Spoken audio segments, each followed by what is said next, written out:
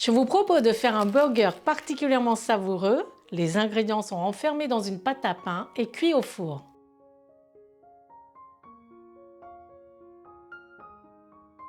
Je commence par préparer la pâte à pain.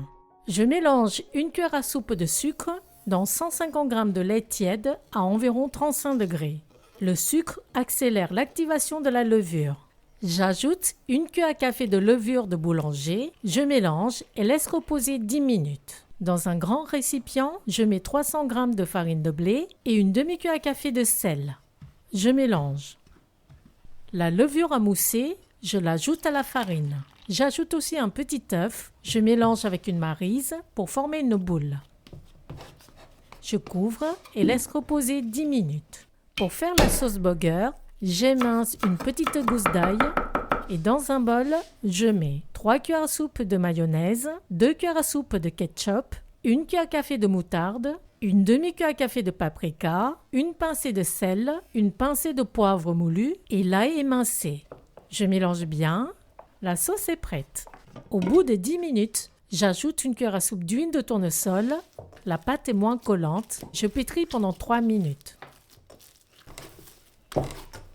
Je la laisse reposer à couvert dans ce récipient huilé pendant 45 minutes. Je prépare les steaks. Dans un bol, je mets 400 g de bœuf haché, une demi-cuillère à café de sel et une demi-cuillère à café de poivre moulu. Je mélange bien et je divise en 4 parts.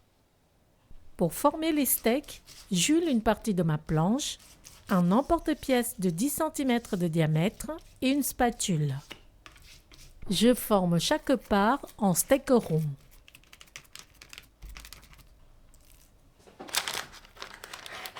Je tranche 2 petits oignons, un gros cornichon. À feu moyen, je fais griller les 2 faces des tranches de lard fumé et je réserve. Dans la même poêle, toujours à feu moyen, je verse une demi-cuillère à soupe d'huile de tournesol. Je mets les oignons, j'ajoute une pincée de sel, je remue de temps en temps pendant 3 minutes. Ils sont légèrement grillés, je les réserve. Je fais chauffer la poêle à feu fort. Lorsque la poêle commence à fumer, j'y fais saisir les steaks hachés 30 secondes par côté. Cette cuisson rapide permet d'obtenir une saveur grillée. Par la suite, la viande continuera à cuire doucement au four. Je les retire de la poêle pour stopper la cuisson. La pâte a bien levé, je la dépose sur mon plan de travail saupoudré de farine. Je presse pour retirer les gaz. Je la divise en 4 parts égales. Je les forme en boules. Je saupoudre de farine un bol que je vais utiliser pour faire les burgers. Je prends une part de pâte, je l'étale en disque d'environ 15 cm de diamètre en laissant le centre un peu plus épais.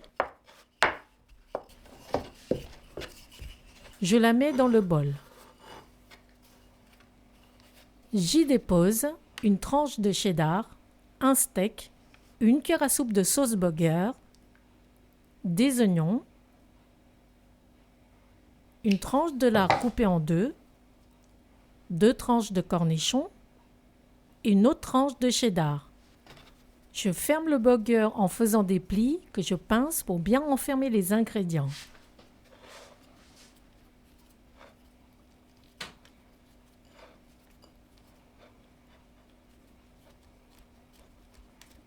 Je retourne le bol pour prendre le burger. Je le dépose sur un plat à four avec du papier cuisson. Je laisse reposer pendant 20 minutes pour que la pâte pousse un peu, ce qui permettra d'obtenir un pain bien moelleux. Pour faire la dorure, je mélange un jaune d'œuf avec une demi-cuillère à soupe d'eau. Je préchauffe le four à 180 degrés en utilisant uniquement la chaleur du bas. Juste avant d'enfourner, j'applique la dorure sur la surface des burgers. Et je parsème de graines de sésame. J'enfourne pendant 18 minutes. Je les sors et les laisse reposer 10 minutes avant de les déguster. Sinon, on risque de se brûler. Le fromage a coulé un peu, c'est normal.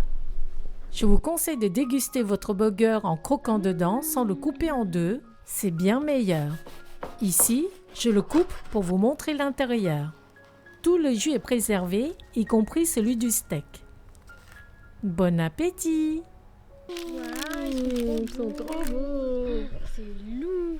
Bon appétit. Bon appétit. Bon appétit. Le burger est délicieux, tous les parfums sont mélangés, il est bien consistant.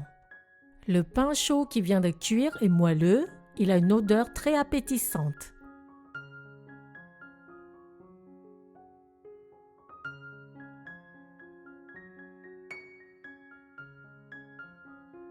Merci, rendez-vous au prochain plat fait maison sur Cooking with Morgane.